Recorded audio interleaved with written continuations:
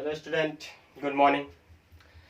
हम लोग 12th का मैथ पढ़ रहे हैं तो आज हम लोग क्लास 11th का मैथ्स का टॉपिक लेके आए हैं। Chapter number 10 straight line.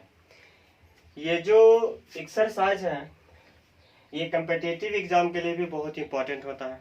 इससे भी बहुत क्वेश्चन आते हैं कि कोई लाइन किसी प्लेन पे इतना एंगल से है तो उसका इक्वेशन निकालें वगैरह वगैरह। बहुत सारा क्वेश्चन आता है। दो लाइन के बीच का डिस्टेंस क्या होगा, पॉइंट दिया हुआ है, 2 पॉइंट दिया हुआ है, तब उसका स्लोप कितना होगा।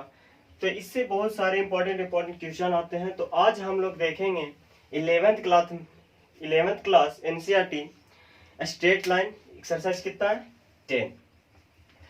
तो इसको पढ़ने से पहले हम लोग को तो कोऑर्डिनेट का कुछ नॉलेज होना चाहिए।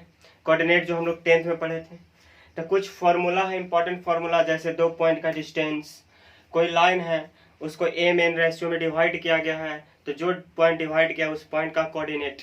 तो कुछ इंपॉर्टेंट फार्मूला है जो पहले हम लोग देख लेते हैं, रिकॉल कर लेते हैं 10th क्लास का। तो सबसे पहला है डिस्टेंस बिटवीन 2 पॉइंट्स। मान लेते हैं एक भाई x1 y1 है और दूसरा पॉइंट मान लेते हैं x2 y2, तो मान लेते हैं P ये Q। अब दोनों पॉइंट के बीच का डिस्टेंस निकालना है x1 y1। अब दोनों के बीच का डिस्टेंस निकालना है तो PQ क्या हो जाएगा, root under x2 minus x1 का whole square plus y2 minus y1 का होल स्क्वायर। 10th क्लास में ये सब पढ़ना था। दूसरा देख लेते हैं, अगर the coordinate of A point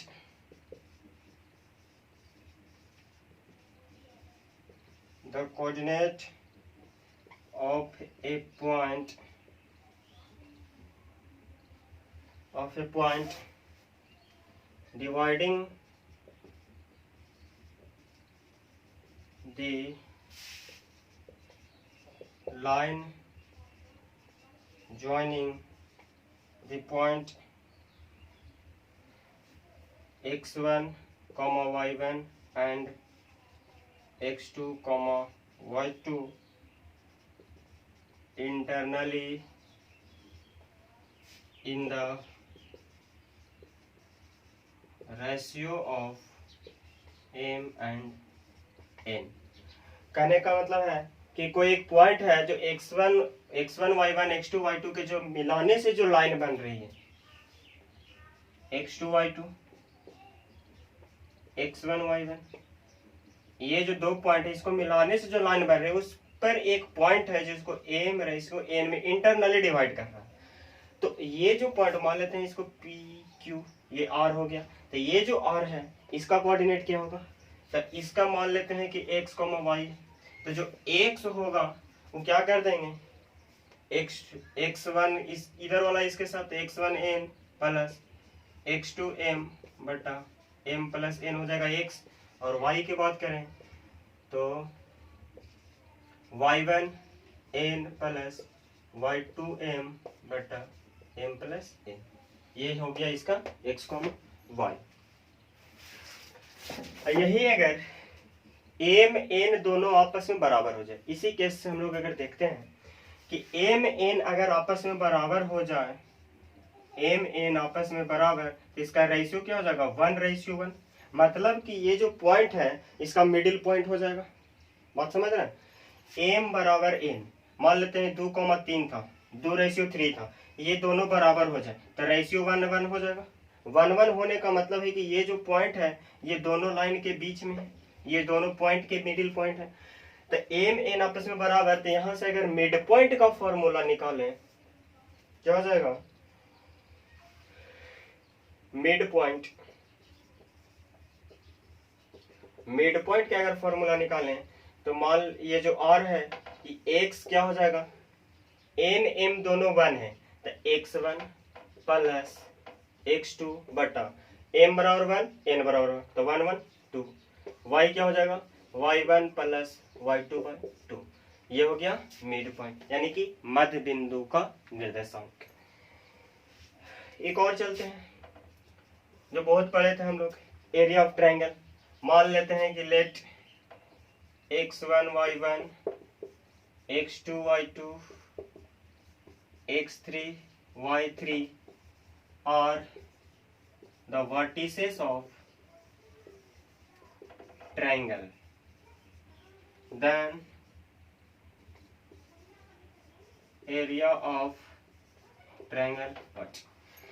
यानी किसी ट्रायंगल का 3 वर्टिस दिया हुआ है, x1 y1 x2 y2 x3 y3। अब इस ट्रायंगल का एरिया क्या होगा, ये भी था।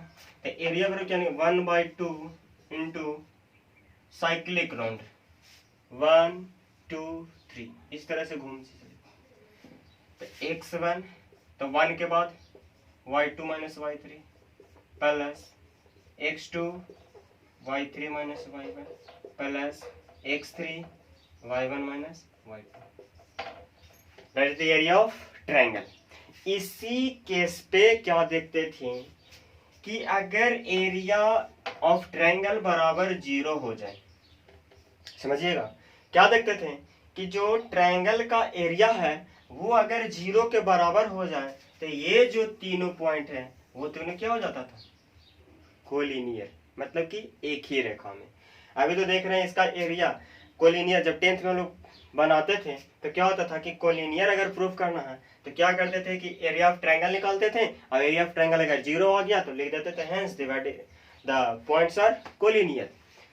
मतलब कि इससे हम लोग कोलिनियर का भी पता कर सकते हैं। तो इतना सारा जो था हम लोग 10th क्लास में पढ़े थे उसी को रिकॉल किए हैं। डिस्टेंस बिटवीन टू पॉइंट, ये हो गया सेक्शन फॉर्मूला। अगर यहाँ पे इंटरनली ना रह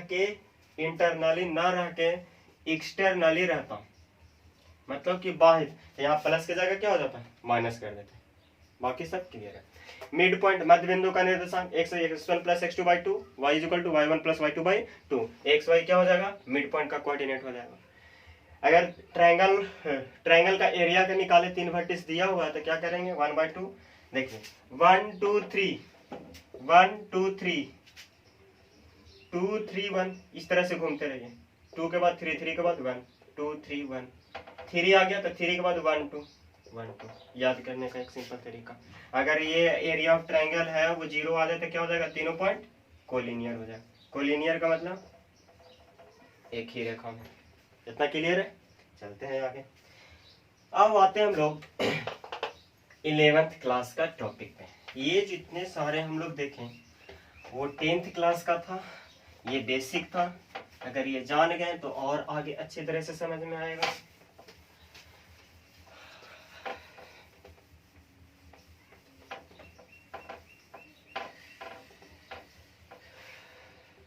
निकाल लीजिए कॉपी कलम, लिखना शुरू कीजिए क्योंकि वो सारा था वो आपको याद होगा। अब हम लोग चलते हैं 11th क्लास का। तो इसमें सबसे पहला टॉपिक पढ़ना आपको स्लोप ऑफ लाइन। क्या पढ़ना, स्लोप ऑफ लाइन। स्लोप ढाल, जैसे कोऑर्डिनेट पढ़े x x dash y y dash. मान लेते कि कोई लाइन है, एल एक लाइन है, तो स्लोप ऑफ लाइन मतलब इस जो लाइन है एल, इसका स्लोप। तो स्लोप का सबसे आसान तरीका समझिए कि एक्स एक्सिस के पॉजिटिव साइड से एंटी क्लॉकवाइज जो एंगल बनता है, थीटा मान लेते हैं, तो ये जो थीटा, अगर इसका tan थीटा निकाल दें, tan theta that is called slope. ये जो थीटा है ये इसी को बोलते हैं inclination. Inclination with x axis in positive side, मतलब कि एंटी क्लॉकवाइज। अगर डिफिनेशन लिखना चाहें तो if theta is the inclination of a line,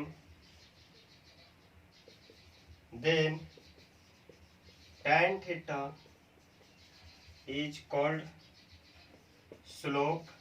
इसी को बोलते हैं ग्रेडियंट। क्या बोलते हैं, ग्रेडियंट ऑफ लाइन। यही बताएं कि अगर एक्स एक्सिस के साथ थीटा बना रहा है तो tan थीटा जो होगा उसी को स्लोप कहते हैं।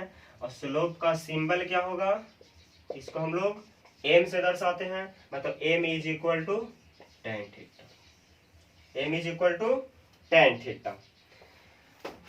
इतना बात समझ में आया। कोई एक लाइन है x के साथ, x एक्सिस के साथ एंटी क्लॉकवाइज थीटा एंगल होता है, इस इंक्लिनेशन ऑफ x इस लाइन का, तो जो थीटा है उसको tan थीटा निकाल देंगे तो क्या हो जाएगा, स्लोप हो जाएगा। इसको ग्रेडियंट बोलते हैं, इसको दर्शाते हैं, सिंबल क्या है m, यानी कि स्लोप को m को दर्शाया जाता है, m is equal to tan theta. यहाँ तक कोई दिक्कत नहीं।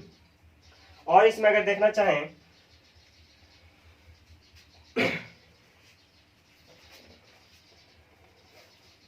m दर्शाते हैं, ये ठीक है।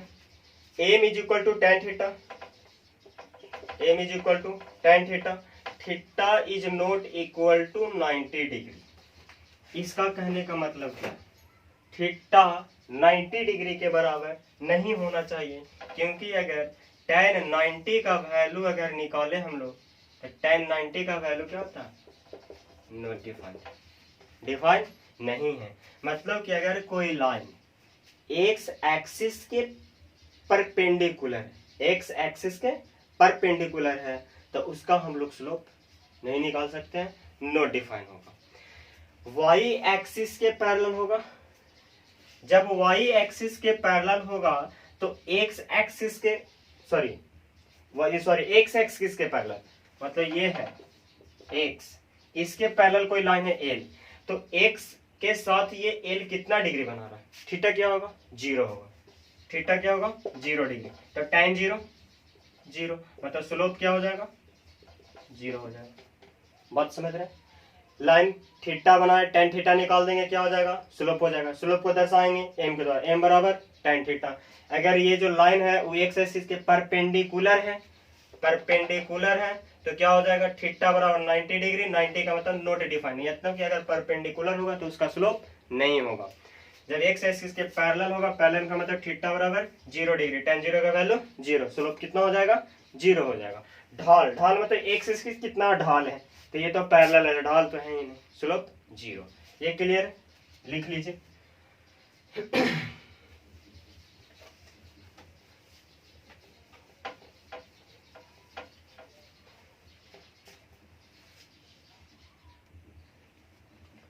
अब हम लोग देखेंगे slope of a line when coordinates of any 2 points on the line are given. मतलब कि एक लाइन का 2 पॉइंट दिया हुआ है, क्या है, एक लाइन का 2 पॉइंट दिया हुआ है, तब उस लाइन का स्लोप निकालने के लिए क्वेश्चन में दे देगा, the 2 points are given of a line then find the slope of this line. तो किसी लाइन का 2 पॉइंट है तो उसका स्लोप क्या होगा। तो जैसे कि मान लेते हैं कोऑर्डिनेट है,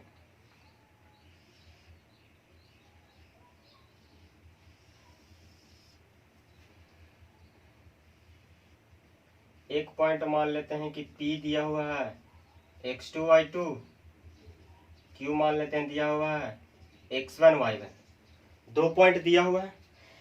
ये लाइन है मान लेते हैं L, जो L लाइन है इसका 2 point Q x1 y1, P x2 y2 दिया हुआ है। तो ये लाइन मान लेते हैं थीटा बना रहा है, क्या बना रहा है, थीटा एंगल बना रहा है। तो इस लाइन का स्लोप क्या होगा, अगर इसको इस तरह से खींच दे तो कोई दिक्कत नहीं होना चाहिए। ये x2, y2 कहने का मतलब यहां से इसकी दूरी कितना है x2, और यहां से इसकी दूरी कितना है y2। कोई दिक्कत, y एक्सिस से दूरी x, x एक्सिस से दूरी y। अगर इस लाइन के पैरेलल यहां से एक लाइन खींच दें तो यहाँ पे भी परपेंडिकुलर होगा, और ये लाइन इसके पैरेलल, तो यहाँ थीटा, तो यहाँ भी क्या होगा थीटा होगा। थोड़ा सा गौर से समझिएगा, फॉर्मूला रटते रहिएगा, रट जाइएगा कोई बात नहीं, लेकिन अगर समझ जाइएगा तो कभी नहीं बुलाइएगा। तो ये थीटा बना रहे, तो यहाँ थीटा बनाएगा, ये लाइन इसके पैरेलल मान लेते हैं पी क्यू, यहाँ पे मान लेते हैं आर, कोई प्रॉब्लम नहीं। ये पॉइंट है तो यहाँ से यहाँ x2, यहाँ से यहाँ y2, इस पॉइंट के लिए चलते हैं तो ये वाला क्या हो जाएगा y1, ये वाला क्या हो जाएगा x1। कोई दिक्कत? हमको निकालना है क्या tan थीटा। क्या निकालना है tan थीटा। tan थीटा बराबर होता है क्या p/b। थीटा के सामने परपेंडिकुलर 90 थीटा जिसपे हो बेस हो। अब थीटा के सामने यहां से हमको चाहिए PR बट्टा यहां से हमको चाहिए QR। अब PR कहां से निकलेगा P से यहाँ की दूरी दिया हुआ y2 और R से यहाँ की दूरी दिया हुआ y1, तो y2 में से y1 घटा देते ये निकल जाएगा। मतलब कि tan theta y2 minus y1 बट्टा है। अब हमको चाहिए ये डिस्टेंस, क्योंकि जितना यहाँ होगा उतना यहाँ होगा, तब P तो हो गया। अब चाहिए हमको B, तब x2 में से x1 घटा दे, x2 माइनस x1, तो क्या ये निकल जाएगा। तो हमको जो tan थीटा होता है tan थीटा तो होता है स्लोप, यानी कि slope of line L is equal to m बराबर tan theta is equal to y2 minus y1 बटा x2 माइनस x1। कोई दिक्कत है? कम क्लियर होगा, नोट कर लीजिए। ये हो गया 2 पॉइंट दिया रहेगा किसी लाइन का तो स्लोप निकालने के लिए। अब मान लेते हैं, अब आते हैं 2 लाइन एक दूसरे के पैरेलल है, उसके लिए क्या केस होगा। और 2 लाइन जब एक दूसरे के परपेंडिकुलर है तब क्या केस बनेगा। फॉर पैरेलल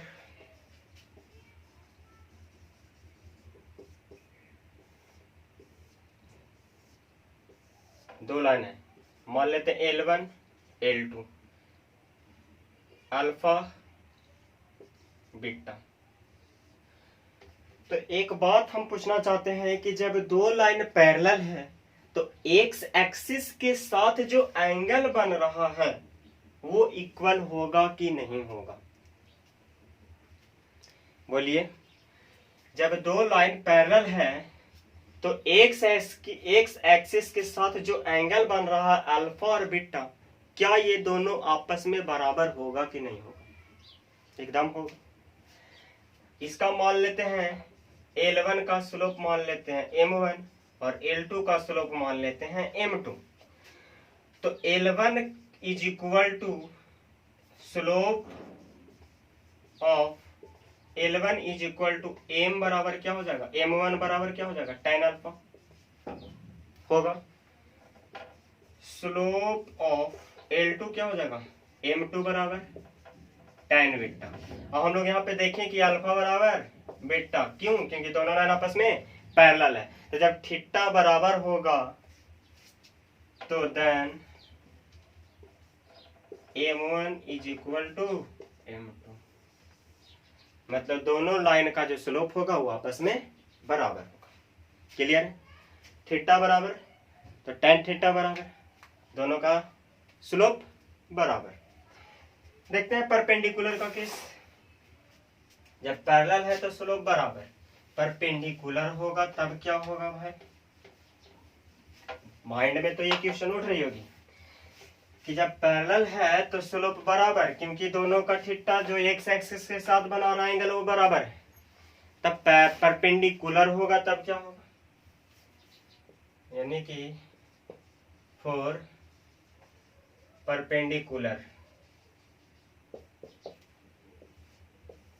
कोऑर्डिनेट एक लाइन ऐसे है, लाइन इस तरह से, दोनों आपस में परपेंडिकुलर है। मान लेते हैं ये अल्फा बना रहा है, ये मान लेते हैं बीटा एंगल बना रहा है एक्स एक्सिस एंटी क्लॉकवाइज। ये अल्फा ये बीटा, यहाँ पे क्या है 90 डिग्री। अब ये दोनों के स्लोप में क्या रिलेशन होगा, यही सवाल है कि जब दोनों बराबर पैरेलल था तो स्लोप बराबर हुआ, जब 2 लाइन एक दूसरे के परपेंडिकुलर होगा तब स्लोप क्या होगा। तो इस ट्रायंगल में अगर देखें ये 90 तो ये भी 90 होगा, वर्टिकल अपोजिट एंगल से एकदम होगा। ये एंगल ये एंगल को जोड़ेंगे तो ये एंगल के बराबर होगा beta plus 90 degree is equal to alpha. कोई दिक्कत? मान लेते हैं ये L1 है, ये L2 है। L1 बराबर M1 के अगर निकालें तो tan अल्फा हो जाएगा। L1 tan अल्फा जो एंगल बना रहा है tan के साथ, M1 हो गया। अगर ये निकालना चाहें हम लोग बीटा, यहां से बीटा का वैल्यू अगर निकालें तो क्या होगा? अल्फा माइनस 90 होगा कि नहीं होगा? अल्फा माइनस 90 होगा या नहीं होगा? बोलिएगा।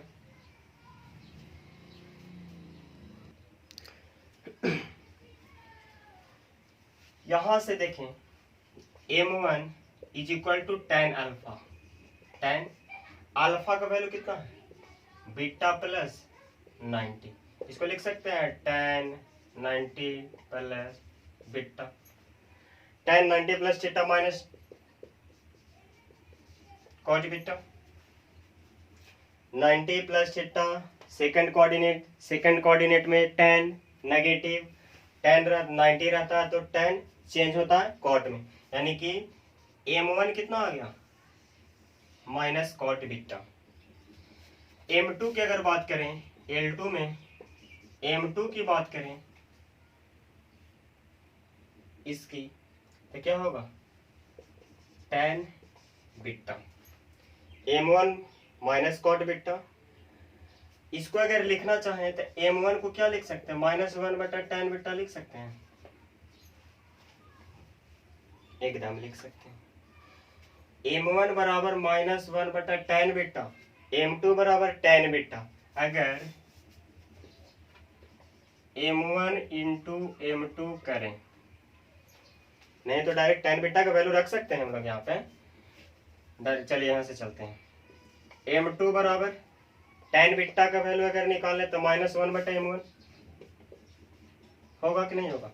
यहाँ से tan बीटा का वैल्यू M2 बराबर tan बीटा का वैल्यू यहाँ से निकाल लेते हैं 1 बटा M1 को इधर लेके चल जाए।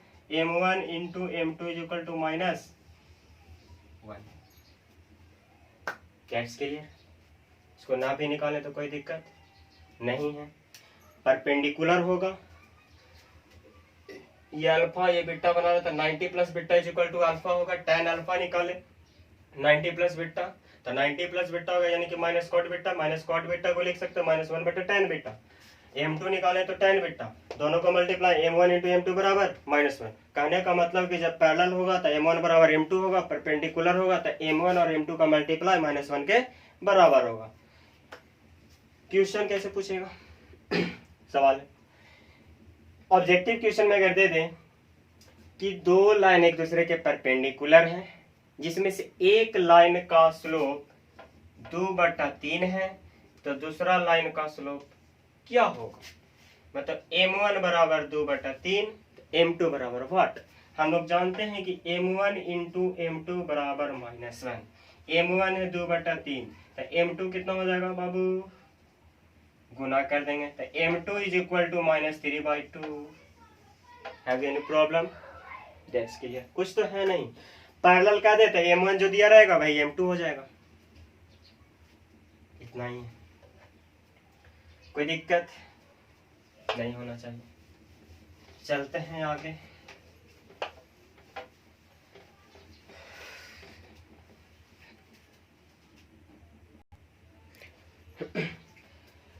अब अगला टॉपिक है एंगल बिटवीन टू लाइंस। दो लाइन के बीच का एंगल हम लोग क्या देखें? जब परपेंडिकुलर है तो क्या होगा, पैरेलल होगा तो क्या होगा? कोई लाइन का स्लोप निकालें, कोई एक लाइन में 2 पॉइंट दिया हुआ है तब स्लोप निकालें। आप देखेंगे एंगल बिटवीन टू लाइंस, दो लाइन है, ये तो मान लेते हैं कोऑर्डिनेट, दो लाइन है,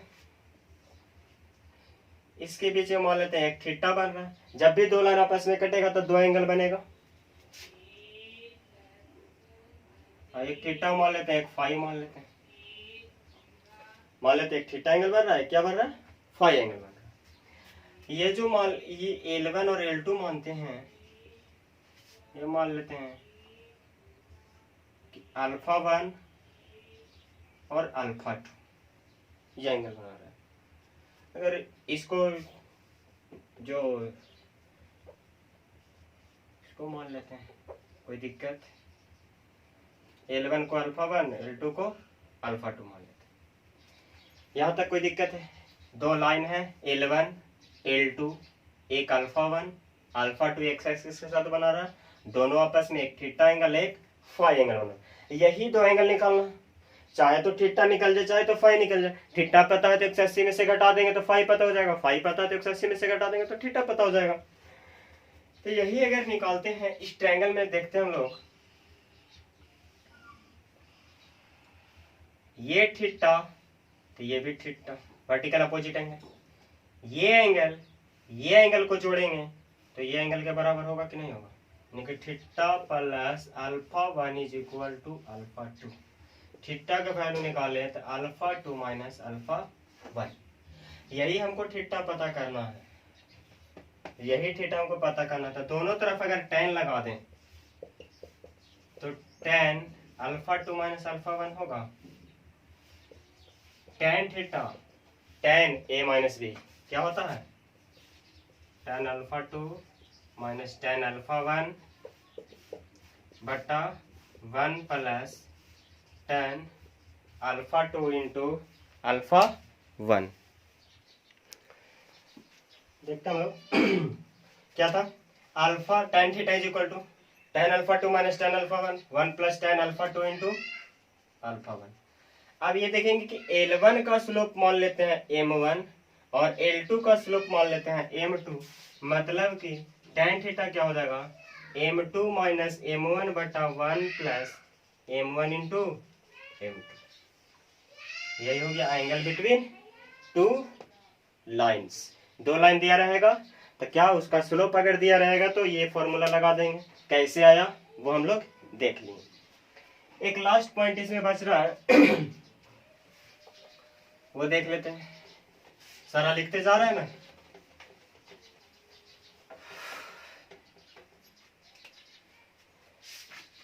एक लास्ट पॉइंट है, collinearity of 3 points. Collinearity of 3 points मान लेते हैं। एक है A B C, x1 y1 x2 y2 x3 y3। 3 point है A B C। A का कोऑर्डिनेट x1 y1, B का x2 y2, C का x3 y3 है। क्या होगा? AB का स्लोप m ऑफ AB और BC का स्लोप बराबर m ऑफ BC। अगर आपस में बराबर है तो ये क्या हो जाएगा? कोलिनियरिटी हो जाएगा। ये B जो है वो कॉमन पॉइंट दोनों में आना चाहिए। अगर दोनों में नहीं होगा तो वो पैरेलल हो जाएगा। पैरेलल की कंडीशन भी होती है कि दोनों का स्लोप बराबर होगा। यहाँ भी दोनों का स्लोप बराबर होगा, लेकिन जो बीच वाला पॉइंट है वो कॉमन होगा। अगर AB का स्लोप निकालें तो y2 माइनस y1 बटा x2 minus x1 is equal to y3 minus y2 बटा x3 माइनस x2। ये आपस में बराबर होना चाहिए, इसका मतलब कोलिनियर होगा। तो फर्स्ट एक्सरसाइज में ये इसका बेसिक कॉन्सेप्ट था। तो आप लोग इसको फिर से देख लें और वीडियो को शुरू से अंत तक देखें ताकि ज़्यादा समझ में आए। और इसके आगे जो एक्सरसाइज दिया हुआ है उसको सोल्व करें और जो भी प्रॉब्लम हो कमेंट करें। अगले वीडियो में हम लोग उसका सॉल्यूशन लेके आएंगे।